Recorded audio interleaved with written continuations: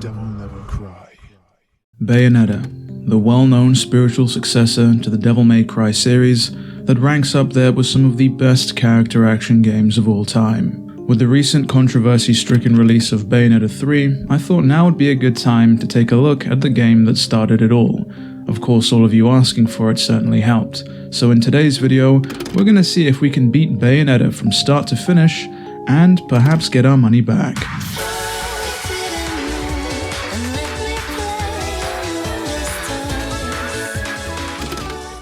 For the deviously unaware and uninitiated of you out there, here's exactly how things are going to go down.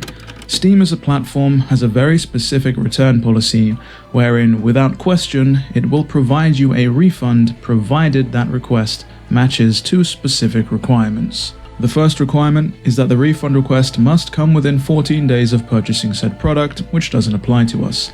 The second requirement, however, is that we must have less than 2 hours total playtime when we put our request in, and therein lies our challenge. We'll need to beat Bayonetta in under 2 hours if we want to get our money back. If we take a look at the How Long to Beat website, which aggregates people's playtimes, the average completion time for the main campaign of Bayonetta is just over 11.5 hours, which seems quite worrying.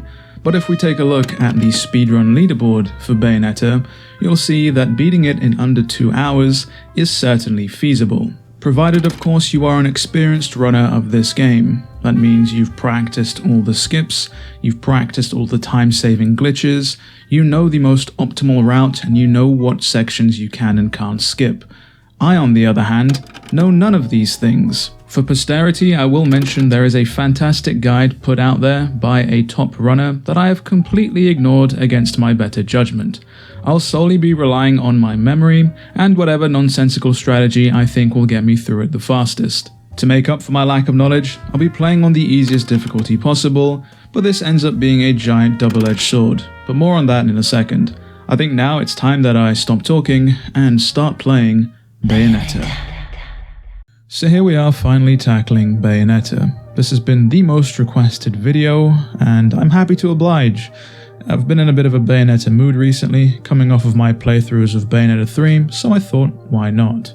But first and foremost, we have to talk about the elephant in the room, and that is the difficulty that I picked. Very easy automatic, and why it turned out to be such a double-edged sword. Those of you that have played the DevilMeverCry series will know where I'm going with this.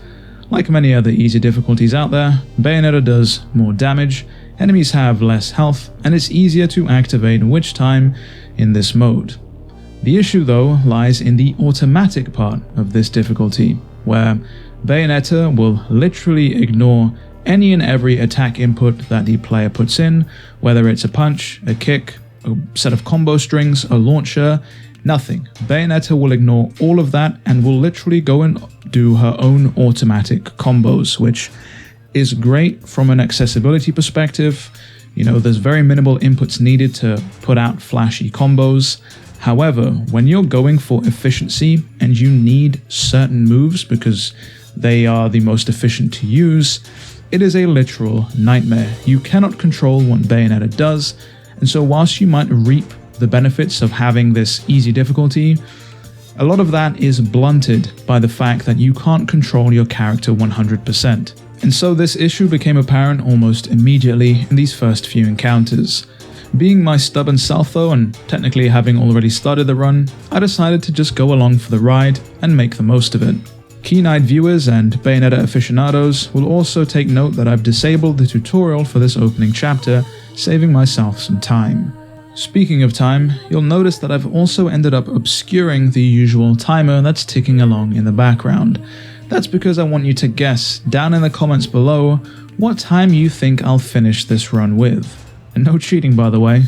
Don't scroll forward and come back, otherwise you'll find Radahn waiting for you when you least expect him.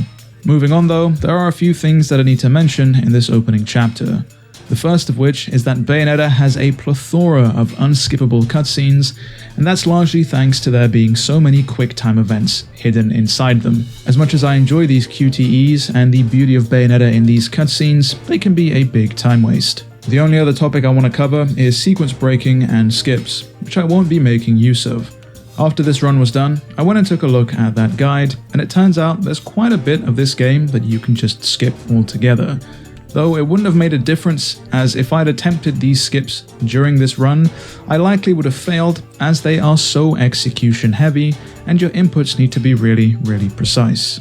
Having said all of that though, the start of the run is going quite well.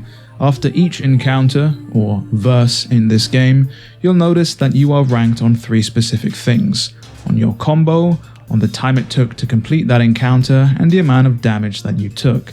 You'll then get an overall rank for that entire verse, dependent on how well you did in each 3 separate criteria, with Stone being the worst and Pure Platinum being the best you can attain. And of course, the higher the rank you get in each verse, the more currency you are afforded as a bonus. With of course the currency being halos, as you spend the entire game killing angels. Sega had a large part in the development of this game, so it's no surprise that perhaps they're an homage to Sonic's rings.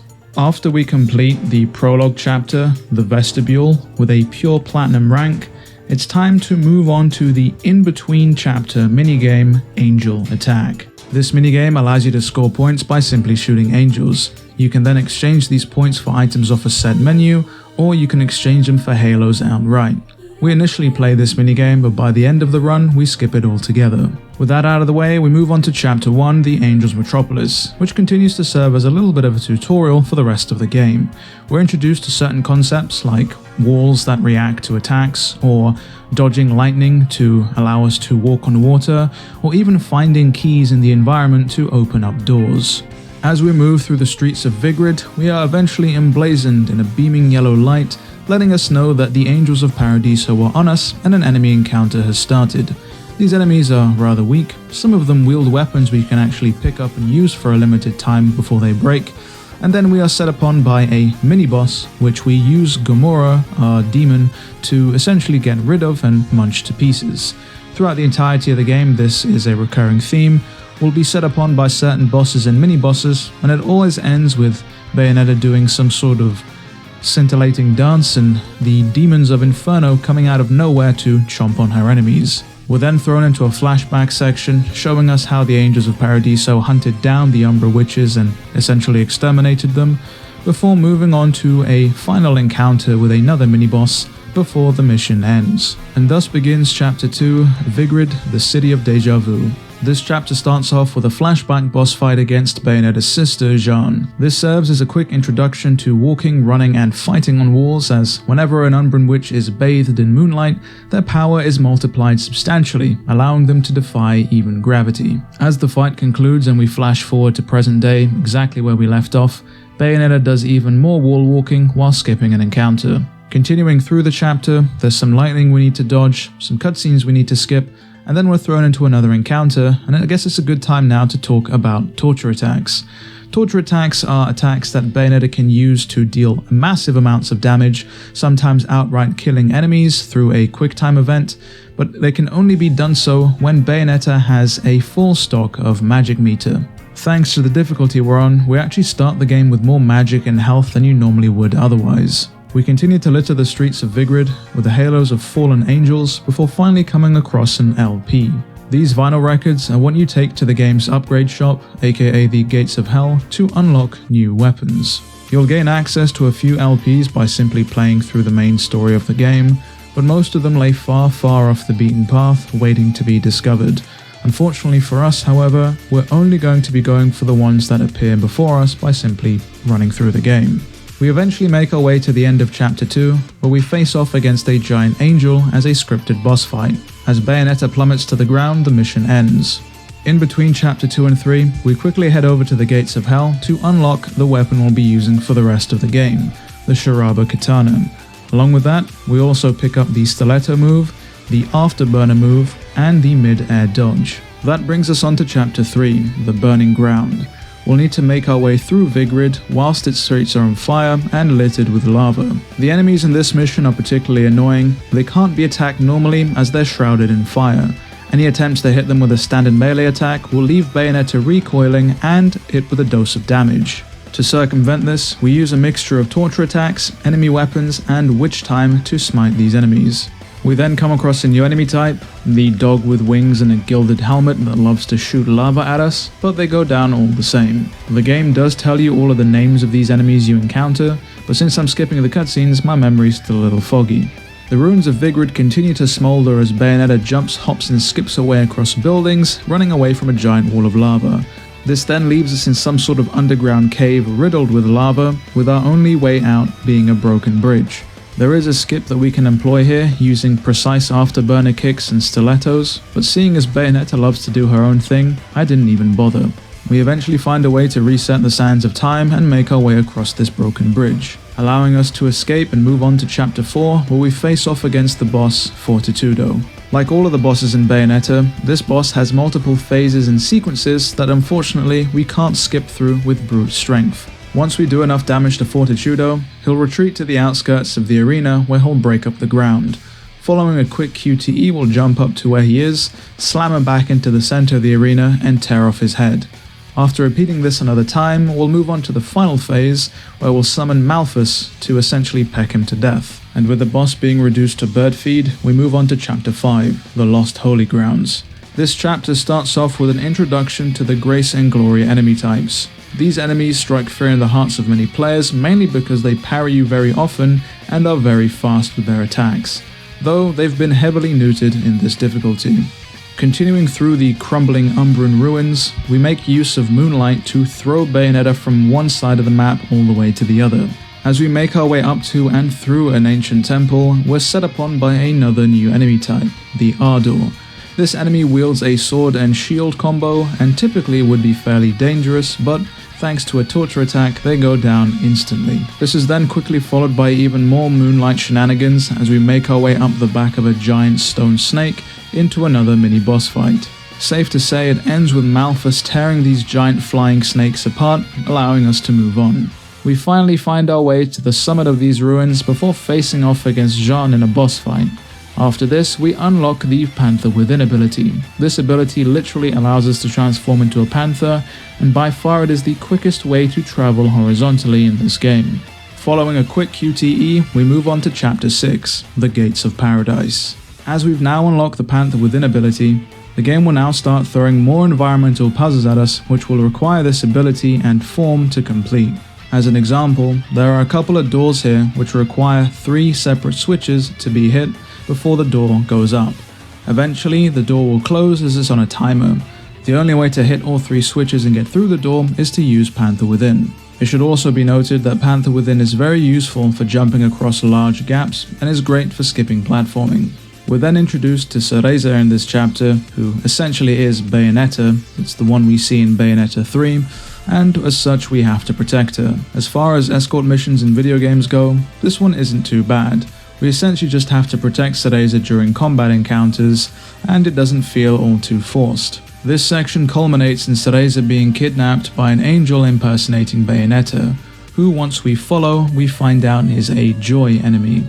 Very interesting character design and torture attack aside, this brings us to the end of the chapter, allowing us to move on to chapter 7, the cardinal virtue of temperance. This chapter is dedicated solely to taking on the boss Temperantia. Again, similar to the previous one Fortitudo, this is a multi-phase boss fight which involves us essentially tearing this boss apart limb by limb, breaking through his shielding, and as the facade of the angel drops, we see the grim reality that lies within. This chapter culminates in us summoning giant hands and punching this boss so many times, even a Stardust Crusader would shed a tear. With Temperantia out of the way, we move on to chapter 8, Route 666, the Devil's Number.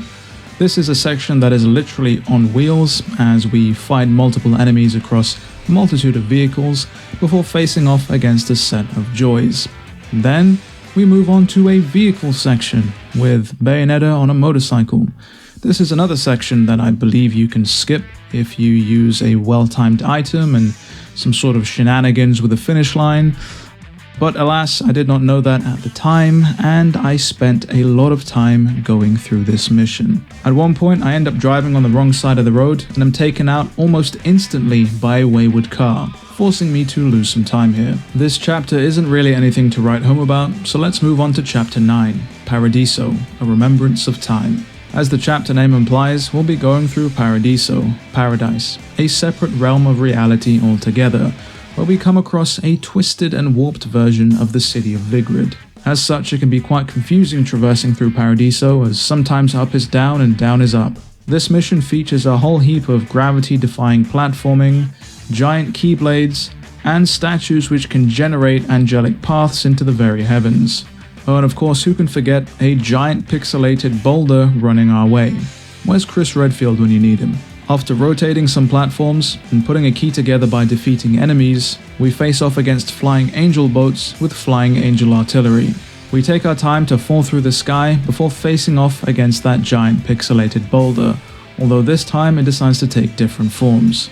After beating it into submission, we move on to Chapter 10, Paradiso, A Sea of Stars. As we're still in Paradiso, expect the environment to continue to not make sense. After taking out a set of joys, we move on to a giant island which we're able to rotate by pole dancing along a giant shaft. A few bosses whose ass we kicked prior come back for a round 2, and unfortunately for them, it ends exactly the same way. We continue to do more platforming and face off against enemies in familiar yet twisted locations, and then the chapter ends. Up next is Chapter 11, The Cardinal Virtue of Justice, where we face off against the boss Justitia. This is another very similar boss to the rest, surprise surprise, where it is all multi-phase, though this one is very phallic and quite weird in nature. But giant mouth tentacles aside, it goes down without much of a fight as we summon a giant centipede to crush it to death, allowing us to move on to Chapter 12, The Broken Sky. We start the chapter almost falling out of a cargo plane before facing off against more popcorn angels. We eventually make our way outside where we face off against Jean on one of the cargo plane's wings. Once this fight concludes, Cereza enters the picture once more. We'll have to help Cereza through the cargo plane as it falls apart and as we're ambushed by sets of angels. At this point though, they should know that nothing will stop us as we move on to Chapter 13, The Cardinal Virtue of Prudence, a boss fight against Sapientia in the middle of the ocean. I'm not the biggest fan of this boss fight, unfortunately. I like the idea and the scale of it, it's just the execution that's lacking. A lot of the times you're left twiddling your thumb as the boss does this grand attack animation that literally does absolutely nothing. Eventually, after getting their health down past a certain threshold, we're sucked into an underwater vortex where we face off against the boss once more. Avoiding its hentai tentacles, we take out the boss without too much trouble. Interestingly enough, the highlight here is that Phantom makes an appearance. Umbran climaxing our way onto the end though, it's Chapter 14, Isla del Sol. Island of the Sun, I presume that translates into. This is an afterburner section, that's essentially all it is. It hangs around for far too long and ultimately could have been cut altogether. No matter how well you play here, you can't really save a substantial amount of time. After the flying sequence is over and done with, we move on to a climactic final showdown against Jean on the rooftops of the city. As their rivalry hits its peak, we move on to Chapter 15, A Tower to Truth. As the name of this chapter alludes to, we'll be climbing up a so-called tower. In this instance, it's the Ithavoll building.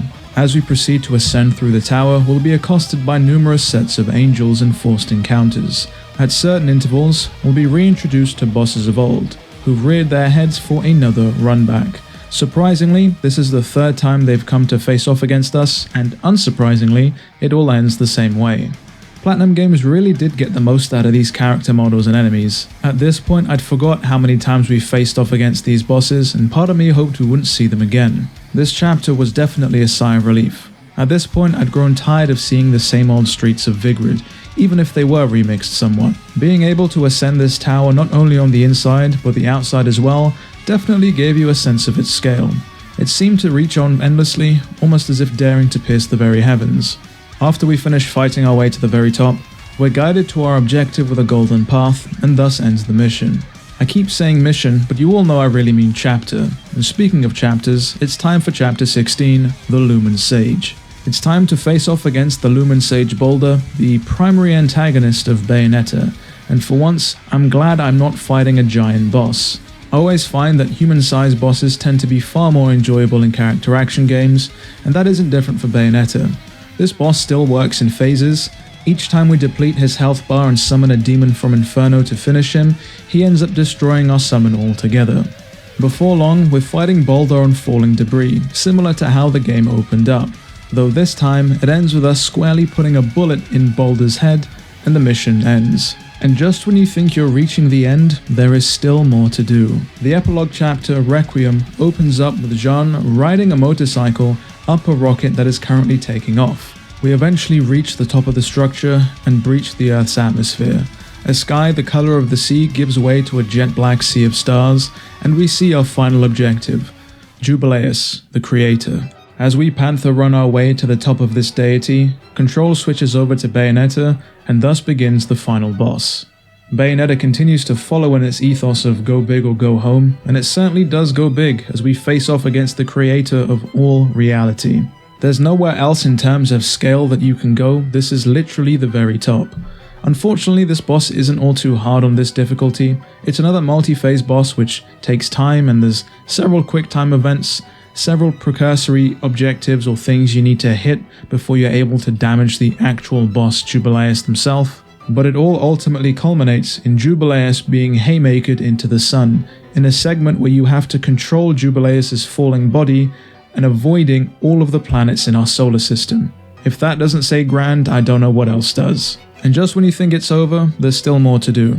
I'm pretty sure this is Jubileus' carcass falling into the atmosphere of the Earth, and we have to destroy it into pieces before it breaches the atmosphere fully and essentially destroys all life on Earth. Thankfully, we're able to do so in record time, and as the credits start playing, we reach the end of our run. I know you're all dying to see my total playtime here, so let's go through it.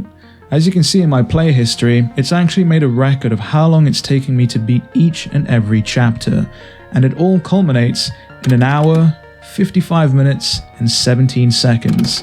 However, with these videos, I don't go by the in-game timer. I go by RTA, real-time attack, which my timer unfortunately has us at 2 hours, 27 minutes, and 59 seconds. Wow, can you believe it? 10 videos in, and I finally failed the challenge. Though as many of you in the comments section have made it quite evident, perhaps it's not a fail after all. So many of you have asked throughout this series why I would ever want to refund these games when they're so great to play. And I think those are all fair questions to ask. Perhaps, by playing and experiencing these games, I won already. If you're still watching, still listening, thank you so much for sticking with me to the very end of this video, and thank you for your support. If you enjoyed this video, do be sure to leave a like, and consider subscribing, so you don't miss out on what comes next. With all that said and done, it has been me, DevilNeverCry. I'd like to thank all of you for watching, and as always, I'll see you all next video.